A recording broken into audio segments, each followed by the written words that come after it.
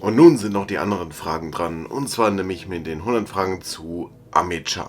Diesmal wird es ein bisschen vielleicht obszöner werden, weil man halt auch ein paar Antworten schon hier sieht, dass er dann ganz andere Wörter verwendet. Aber mal schauen, was es einfach so alles ergeben wird. Deshalb, aber nicht wundern, es sind dieselben Fragen nochmal, nur dass sie jetzt halt darauf antwortet. Gut, rein ins Geschehen jetzt. Fangen wir mit den Grundlagen an. Wie heißen sie? Ame. Das ist alles, was du bekommst. Wie alt sind sie? Wer zum Teufel fragt ein Mädchen sowas gleich zu Beginn? Ja, echt mal, wie kann man dann bloß so sagen? Das so respektlos sein, also. Wann hast du mit dem Stream angefangen? LMGTFY. Das ist Englisch und heißt auf Deutsch so viel wie lass mich mal danach googeln. Woher kommst du? Ich bin nur ein dummer Mittelschulabbrecher, der aus den Tiefen der Hölle gekrochen ist. Ja, okay. Wie viele Personen gehören zu ihrer Familie? Welche Familie? Ja, wenn man die Geschichte natürlich dazu auch kennt, dann versteht man auch diese Aussage gerade. Sie hat kein gutes Verhältnis zu ihrer Mutter und auch vom Vater auch nicht, weil die auch zerstritten sind und die Mutter sie ja direkt ihren Körper verkaufen wollte. Man versteht, wie ich das meine. Haben sie Haustiere? Zählen meine Nerds? Mögen sie Katzen oder Hunde oder ein anderes Tier? Ich traue keiner, ihr wisst schon, die so einen Scheiß sagt wie ich bin ein kleines Kätzchen, ja. Ja, das ist sie halt so wirklich, von ihrer Denkweise. Wie würden Sie sich selbst auf einer Skala von 1 bis 10 bewerten? Ich habe 10.000 Follower bekommen, nur indem ich einmal Selfies gepostet habe. Weil man ja halt so unfassbar fotogen ist. Oh yeah, absolut nice. Wie stylst du deine Haare? Sind sie echt? Warum zum Teufel fragst du, ob Angels Haare echt aussehen? Ich nehme dir die Augen weg, die funktionieren ja offensichtlich nicht. Ich glaube, es waren eher ihre eigenen Haare gemeint und nicht die Perücke, aber okay. Färben sie ihre Haare gerne? Jedes Mädchen sollte Haare haben, so schwarz wie die Nacht. Ja, irgendwie habe ich sowieso so einen besseren Blick darauf, wenn Mädels schwarzhaarig sind. Weiß ich nicht. Ich finde es einfach trotzdem sehr gut, auch mit Schwarz und Dunkelblau und so. Das sind so die Farben, die ich auch sehr gern mag. Hast du Piercings? Ja. Das sieht man im Spiel gar nicht, ne? Aber es gibt tatsächlich entweder Fanarts oder ich glaube generell auch offizielle Artworks, wo man das dann sieht, dass sie mit Piercings abgebildet ist, vor allem auch hier direkt am Ohr. Oder hattest du einfach nur Angst? Nichts schmerzt mich so sehr wie der Mist, den diese Nerds von sich geben. Oh Mann. Besonders wenn sie im Chat ausrasten. Tragen sie Make-up? Ich werde dein Blut tragen. Manchmal, ne? Manchmal ist es echt, dass es auch in eine schaurige Richtung geht. Was ist ihre Lieblings-Make-up-Marke? Wenn ich das sage, werden die Nerds anfangen, sie zu kaufen und ja, okay, warum auch nicht, warum man das auch machen sollte, ne? Ich meine, ich spreche es jetzt nicht aus, aber ich hätte jetzt nicht so die Lust drauf. Was inspiriert sie dazu, sich die Nägel zu machen zu lassen? Ich lackiere mir nur die Nägel, wenn Peach-chan dafür nette Dinge darüber sagt. Und bei jeder einzelnen dieser ganzen Farben, wo man das dann machen tut mit den ganzen Nägeln, die man dann dort sieht, sagt immer nur, oh, ich hab's nur gemacht, weil Peach-chan das gefällt und so. Das ist egal, welche Farbe ihr da wählt und so.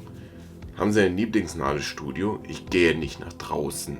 Ich brauche kein komisches soziales Netzwerk, das draußen heißt. Dafür habe ich ja mein Handy. Wo kaufen Sie Ihre Kleidung? Wenn ich das sage, werde ich beim nächsten Einkauf von Nerds angegriffen. Weil die ganzen Fans, die auf einmal so gerannt kommen, weil sie so ein Idol ist für uns. Yeah! Würde ich sogar noch nicht mal tatsächlich für unwahrscheinlich sehen heutzutage. Besonders wenn man wahrscheinlich Influencer ist oder so. Natürlich mit einer hohen Followerzahl und was weiß ich noch alles, ne? Aber es ist halt, selbst wenn du auf TikTok da bist, das ist echt, es ist schon eine grausame Sache, ne? Da hat man nicht da eigentlich Angst, dass man da überhaupt mal jemals überhaupt einen Schritt wagen tut und dann ist man schon in Bedrohung oder so, keine Ahnung. Naja. Wie würden Sie Ihren Stil beschreiben? Du würdest es nicht verstehen. Na gut, ich meine, es könnte natürlich erstmal, wenn man nach weiteren Bildern geht, es auch auf Goth spezialisieren. Aber es ist schon wahr, dass es irgendwie schwer dafür einzuschätzen ist. Auch von ihrer Denkweise und so weiter. Welche Marken gefallen Ihnen? Es ist egal, welche Marke ich trage. Ich bin immer noch ich selbst. Das ist tatsächlich meine Aussage, die ich auch sehr gut finde. Welches ist Ihr Lieblingsshampoo und Ihre Lieblingsspülung? Ehrlich gesagt verstehe ich, wenn man das Shampoo von jemandem, ihr wisst schon, warum auch immer, es ist tatsächlich jetzt nicht unbedingt fehlerhaft übersetzt oder so, es steht auch im Englischen da. Ich verstehe nicht, warum man das machen sollte, wenn man das jemals tut. Magenkrämpfe, vielleicht sogar Vergiftung oder so, ich weiß es nicht. Es ist alles Chemie, was man da reinpumpt. Warum soll man das konsumieren? Habe ich bis jetzt immer noch nicht verstanden, aber okay. Vielleicht ist es aber auch eher so eine Sache, dass das ironisch gemeint ist oder so. Naja, ich weiß es nicht, ehrlich gesagt nicht. Legen Sie mehr Wert auf modische Kleidung oder auf Komfort. Ich bleibe immer süß und hübsch für Peach-Chan. Eben Ihr eigenen Style, wie man das ja schon gesagt hat, ne? Wie würden Sie Ihre Persönlichkeit beschreiben? Ich bin ein guter Mensch. Wirklich ein wirklich guter Mensch. So anständig und gut. Ich weiß nicht, wie ich das sonst gerade jetzt formulieren soll. Ich meine, sie ist halt eine schüchterne und zurückhaltende Person im echten Leben. Wenn auch sogar unsicher tatsächlich. Aber ja gut, die Formulierung ist ja auch schon immer wieder so eine Sache. Ne? Man kann immer wieder interpretieren, wie man will. Ob man gut oder schlecht ist. Aber es kommt ja immer darauf an, wie man halt von der inneren Seite aus gesehen ist. Aber mal weiter. Was ist etwas, das Ihnen die Leute oft sagen? KYS-Freak. Also, ich weiß nicht, ob ihr die Abkürzung kennt, tut, aber es ist auf Englisch tatsächlich. Und, naja, es heißt so viel wie Kill yourself. Also, bringe dich um. Damit haben wir es jetzt auch geklärt. Es ist echt hart, wenn man so etwas tatsächlich auch hört. Ich glaube, selbst wenn du auch im Internet bist, kann da wahrscheinlich sowas mal auftreten, dass in den Kommentaren mal wieder einer völlig am Durchdrehen ist und sowas mal schreiben tut. Bisher hatte ich das jetzt noch nie, zum Glück. Aber selbst wenn du im echten Leben so etwas natürlich schon sagst, und auch wenn es abgekürzt ist, es ist inakzeptabel und völlig auch intolerant gegenüber den anderen Menschen, weil sie halt eben durch ihre ganzen Differenzen anders auftreten wollen und so weiter. Lass die ihr Leben leben und dann ist gut und nicht noch als Freak bezeichnen. Mein Gott, das wollte ich nur mal gesagt haben hier. Gibt es irgendwelche Charaktere oder Prominente, denen Sie nacheifern möchten? Ich muss andere nicht kopieren, um mich selbst zu sein. Das ist eine Aussage absolut geil. Also manche Aussagen, wenn man so Treffen tut, es stimmt ja auch. Was würden Sie als Ihre Schwäche bezeichnen? Die Tatsache, dass ich alles an mir hasse, außer meinem Gesicht. Obwohl ich ehrlich gesagt je nach meiner Stimmung auch das hasse. Ich kann zumindest dazu sagen, dass das nicht der Wahrheit entspricht. Kann ich einfach nicht. Was ist Ihre Lieblingsfarbe? Natürlich schwarz. Schwarz wie die finsterste Nacht. Oh Mann. Was ist dein Lieblingslied? Iyushin von Saki Kubuta. Ich habe den Scheiß in der Mittelschule rauf und runter gehört. Mann, wenn du ein Tier wärst, welches wärst du? Wahrscheinlich irgendeine fette, kleine, giftige Made, deren einziger Zweck darin besteht, eine Bedrohung für die Gesellschaft darzustellen. Wovon können sie nicht genug bekommen? Eitelkeitssuche, um herauszufinden, wer schlecht über mich redet. Wahrscheinlich aber diese Tatsache, dass sie sich immer selber recherchiert. Mit welcher Art von Person würden Sie gerne befreundet sein? Okay, hier steht, ich werde, aber gucken wir kurz. IDGAF. War jetzt richtig hier, ne? I don't give a F. Mit welcher Art von Person würden Sie gerne zusammenleben? Peach-Chan. Natürlich. Warum auch nicht mit Peach-Chan? Mit welcher Art von Person kommen Sie nicht zurecht? Mit der Menschheit. Da sehe ich mich tatsächlich. Ich hoffe, dass man die Denkweise auch würdigt tatsächlich, weil was will man sonst sagen? Ganz ehrlich. Ich meine, von mir selbst aus gesehen kann ich natürlich immer noch sagen, okay, man muss halt ein bisschen mehr so suchen, dass man die Hidden Gems findet, dass man mit den Leuten auch zurechtkommt und so weiter und so fort. Wenn das nur so in diesem kleinen Raum stattfindet. Aber von der Menschheit aus gesehen her, weiß ich nicht. Man liest immer so viel dann wiederum in Nachrichten oder sonst irgendwas und dann hast du auch echt keine Lust mehr. Aber ich habe keine Ahnung, was ihr denkt. Wärst du lieber ein Krieger oder ein Magier? Was soll dieser DQ-Free-Mist? Bist du ein Engel oder ein Dämon? I'm human. Sind sie ein S oder ein M? Haben wir auf die Kleidung, glaube ich, letztes Mal bezogen gehabt, ne? Bei K-Angel. Wenn ich mit Peach schon zusammen bin, hat meine Aura sowohl S- als auch M-Eigenschaften. Ich habe absolut keine Ahnung, was es bedeutet, aber yay, wir machen weiter. Plötzlich taucht dein Doppelgänger auf. Was tust du? Ich würde wahrscheinlich so viel Angst bekommen, dass ich sie umbringen würde. Ja, das ist schon ein interessanter Gedanke, wenn du dann auf einmal so Doppelgänger von dir siehst. Obwohl manche sogar sagen, dass sie ihren Doppelgänger sogar selbst hier irgendwo in der Stadt oder auf der Straße direkt sehen und dann wundern die sich, dass es halt so auf dem Spiegelbild halt eben zu betrachten wäre oder so. Das hatte ich schon so oft gehört in meinem Leben. Wenn du eine Tarotkarte wärst, welche wärst du? Ich kenne mich mit Tarot überhaupt nicht aus, außer mit dem, was in JoJo's Bizarre Adventure vorkam. Teilen Sie mit uns eine Erinnerung aus Ihren Anfängen als Streamer. Ich erinnere mich, dass ich dachte, verdammt, ich dachte, mein Kanal würde viel schneller wachsen. Ja, allerdings muss ich auch immer eine Sache sagen, ne? Sagement muss auch mal ganz dringend wachsen. Einfach mal auf Abonnieren klicken. Das ist richtig gut und dementsprechend kann man auch mal Likes und Kommentare richtig gut weiterhin hier bringen. Das ist eine gute Situation, nicht wahr? Ja, sehr empfehlenswert. Wie haben Sie sich gefühlt, als Sie Ihren ersten Song veröffentlicht haben? Sogar mein erstes Lied hat ein paar Millionen Aufrufe erreicht, also sag du mir nochmal, ne, dass das absolut nichts wäre. Erst bei diesen paar Millionen Aufrufen, da fühle ich mich erstmal so richtig geborgen und überhaupt was wert hier. Wie haben Sie sich gefühlt, als Ihre Lieder auf TikTok viral gingen? Als ich sah, wie sie alle auf den gleichen Zug aufsprangen, muss ich an Fliegen denken, die über Kot schwärmen. Was war das Erste, was Sie jemals am Computer gemacht haben? Ich habe versucht, mir eine Möglichkeit auszudenken, um an P zu kommen. Das ist das allererste, was man natürlich denken sollte, wenn man einen Computer überhaupt mal angefasst hat. Boah, jetzt kann ich auf jeden Fall richtig schön schmutzige Sachen sehen. Was zur Hölle, Leute? Ich denke, manche Antworten sind schon ziemlich gut gestaltet, was das angeht, aber ich denke eher, dass das schon eine ironische Sicht ist. Weil manchmal liest man es raus, finde ich. Was ist Ihre früheste Erinnerung an das Internet? Ich empfand gleichzeitig Verzweiflung, Erleichterung und Ekel, als ich herausfand, wie man auf 2Channel kommt. Woher kam dieser K-Angel-Fleck in Ihren Streams? Was immer das auch immer noch sein soll. Mir ist nur wichtig, dass ich deswegen keine Urheberrechtsverwarnung bekomme. Es scheint sich um irgendeine Art von Fanart oder irgend so ein Fanprojekt gehandelt zu haben, dass das jetzt so da steht wegen dieser Urheberrechtsverwarnung. Aber na gut.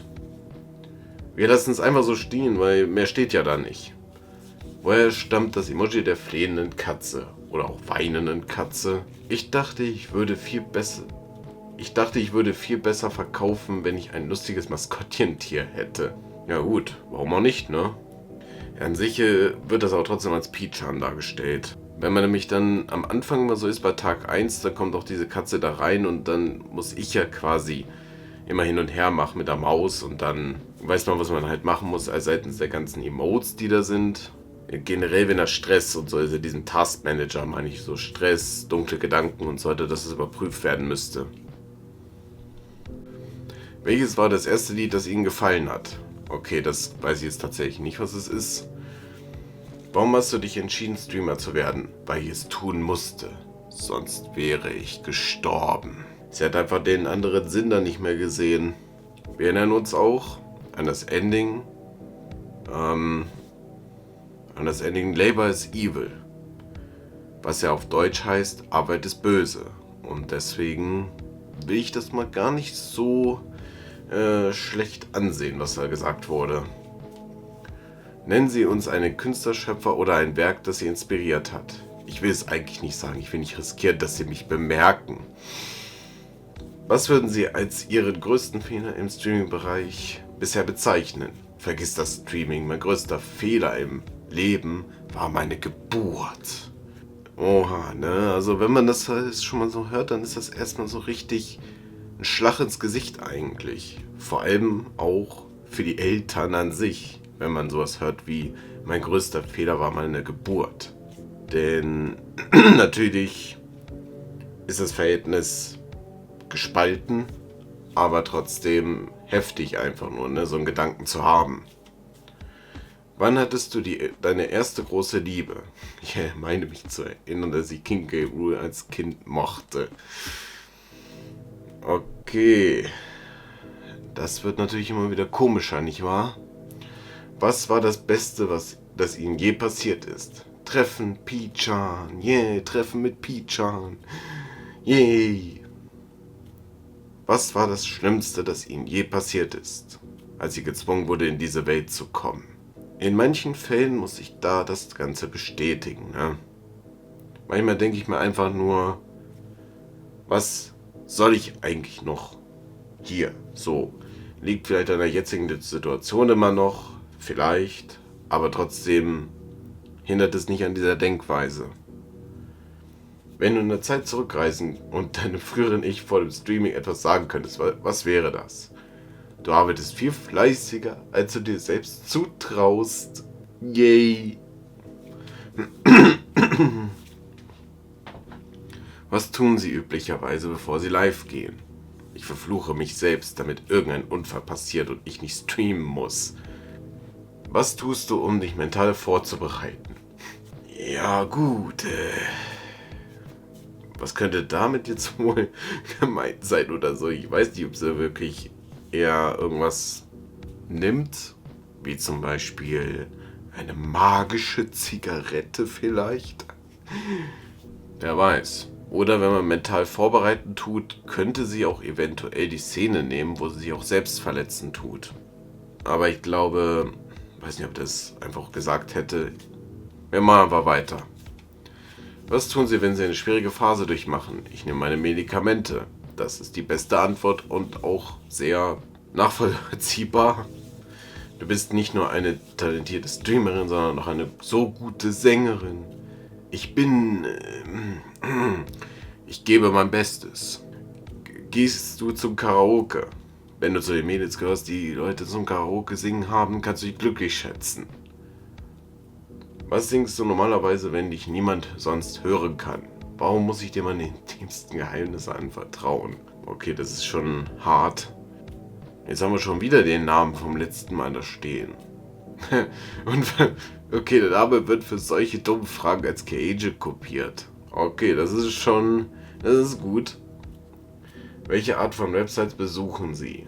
Außer sozialen Medien. Ich denke mal, dass es dann einfach nur als Scherz gemeint ist, was er da gesagt hat. Ich habe keine Ahnung, was es ist.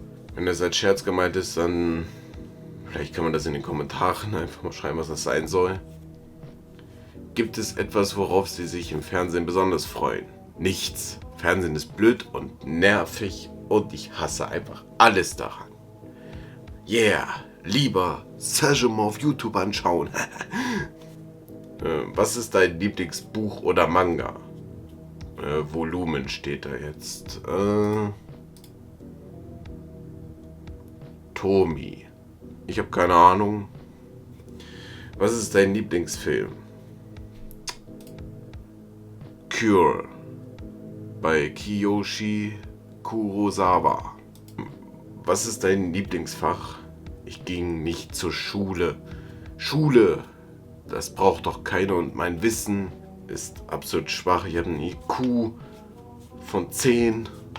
Das reicht aus. Hauptsache für Streaming. Tut mir leid. Was ist Ihr unbeliebtes Schulfach? Manchmal wollte ich es aber schon. Was ist Ihre Lieblingssportart? Ich mache gar nichts. Absolut nichts außer sitzen, liegen und ein bisschen Finger auf ein Handy bewegen. Was ist das eine, was du dir im Moment am meisten wünschst? Ein Zwillingsbuster-Gewehr.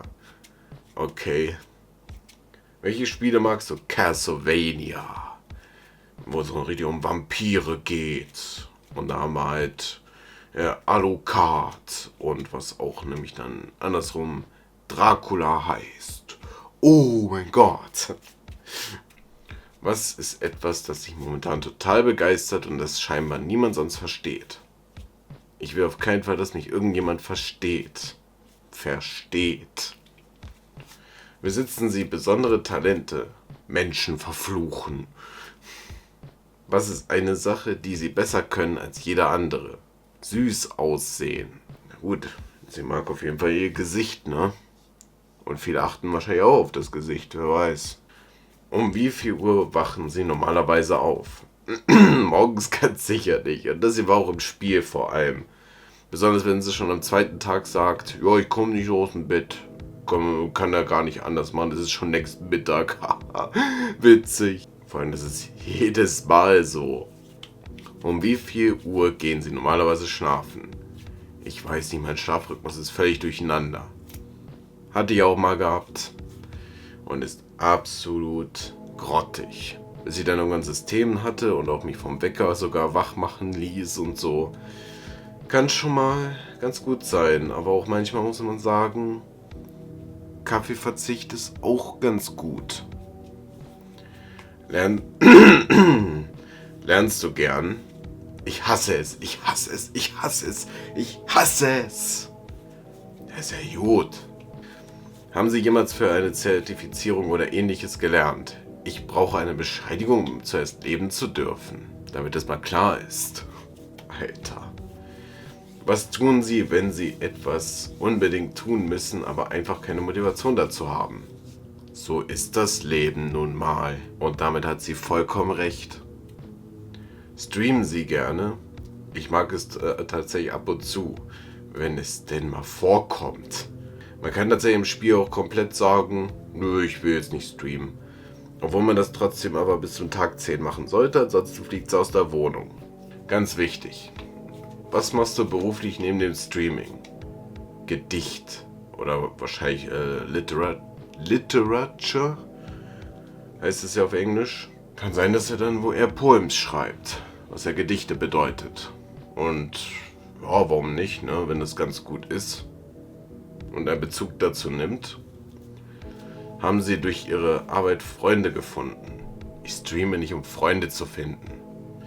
Ja gut, nicht jeder, der im Chat halt dabei ist gleichzeitig dein wahrer Freund. Das ist schon richtig. Da muss schon ein bisschen mehr kommen. Was ist Ihre Lieblingsjahreszeit? Ist mir egal, solange das Wetter kühl ist. Danke sehr für diese Antwort. Absolut awesome. Ich hasse deshalb auch den Sommer, ne? Jedes Mal, als ich hier arbeiten wollte, an meinem Projekt, guck mal, haben wir 30 Grad hier drin und fühlt sich dann nochmal fast an, sogar wie 40 Grad, weil das alles aufstauen muss. Und dann musst du auch noch hier direkt auch noch schlafen, weißt du? Alles ist hier in meinem Zimmer drin, mit den ganzen Geräten und so weiter. Und dann musst du versuchen noch zu schlafen. Dann musst du versuchen, hier noch zu schlafen. Versuch das mal. Das ist absolut unmöglich. Haben Sie Lieblingsfeiertage? Ich schätze, ich verbringe Silvester mit Pichan. Also eigentlich eher... Na gut, ich sag's lieber nicht. Na gut, auf jeden Fall hat sie nämlich dann etwas vor, ne? Welche Art von Tasche benutzen Sie im Alltag?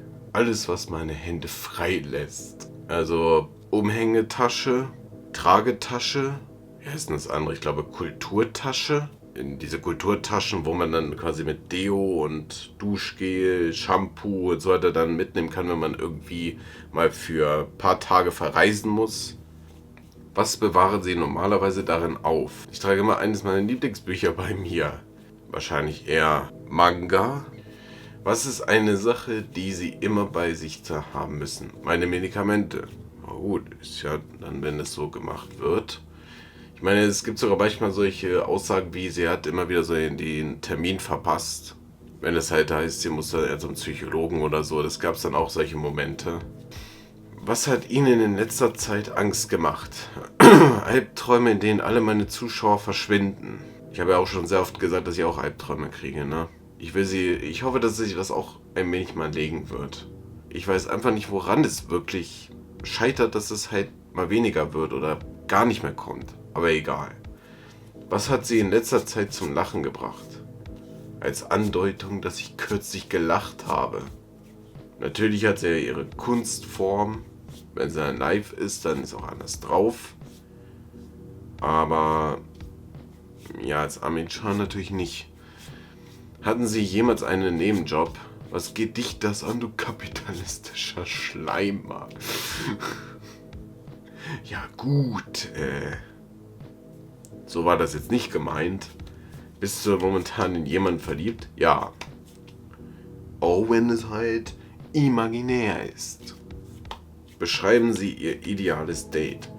Wir gehen zusammen zu einem Psychiater, weil ich keine Lust habe, alleine zu gehen. Ja, aber dafür gehst du halt aber allein dahin, ne? Wie vielen Menschen hast du jemals etwas gestanden?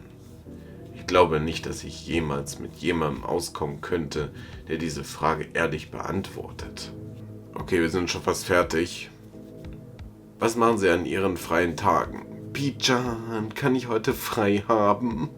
Ja, man kann auch gerne mal frei haben, besonders an Wochenenden, Feiertage. Und generell dann auch, wenn man Feierabend an sich hat, kann man auch gut die Zeit nutzen. Yay. Ihr Terminkalender scheint ja wirklich voll zu sein. Und wer zwingt mich erneut 100 Fragen zu beantworten? Alter, was zur Hölle. Nennen Sie uns einen Ort, den Sie gerne besuchen. Mein Zimmer. Also so ist Ihre Antwort zumindest. Wie viele Personen befinden sich in Ihrem Adressbuch? Ich weiß auch nicht, aber ich habe die Nummer meiner Eltern so schnell wie möglich blockiert. Wie gesagt, das Verhältnis ist halt sehr gespalten. Haben Sie das Gefühl, ein erfülltes Leben zu führen? Wenn ich das Glück habe, ja. Wenn ich das Glück habe, viel zu schlafen, ja. Sie sagt ja auch sowas wie mit, ich glaube, 18 Stunden Schlaf oder sogar 20 Stunden Schlaf oder so. Ist doch, du fragst, ist es normal, ne? Ist normal, ist natürlich klar.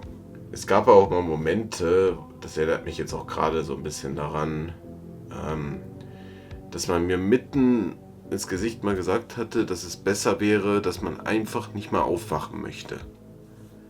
Dass es besser wäre, ewig zu schlafen und Hauptsache, dass es dann nie wieder mehr halt in dieser grottigen Welt auch aufzuwachen brauche.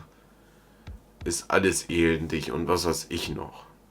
Ach, Mann, diese Zeit, die da halt drin war in dieser offenen Psychiatrie, ich sag euch ganz ehrlich, um das jetzt mal ganz kurz abschließend zu sagen, man wird da ja nicht in einen Raum reingebracht, wo du allein dich befindest, sondern halt mit anderen zusammen.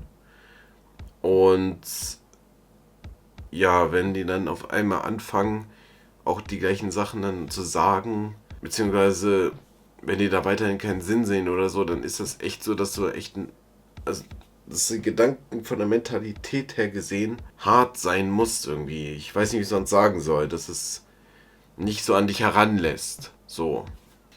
Zum Abschluss noch eine Frage zur Zukunft. Was würden Sie gerne tun, wenn Sie die Möglichkeit dazu hätten?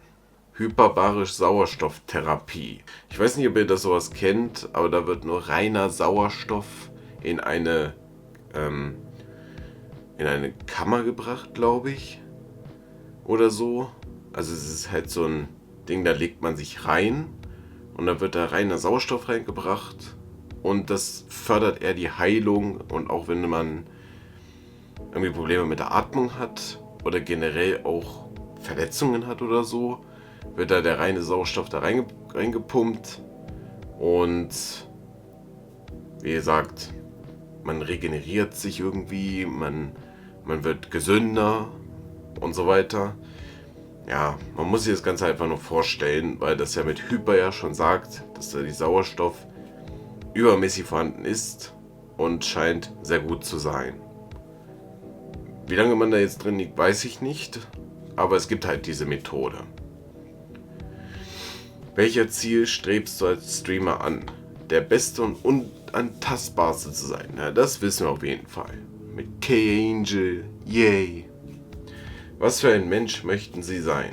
Ich bin wie ein moderner Kataoka Surutaro For real? Oder wie soll das jetzt sein? Ich habe keine Ahnung übrigens, was das sein soll jetzt wieder, ne? Beschreiben Sie Ihr Traumleben. Ich möchte einfach nur glücklich sein.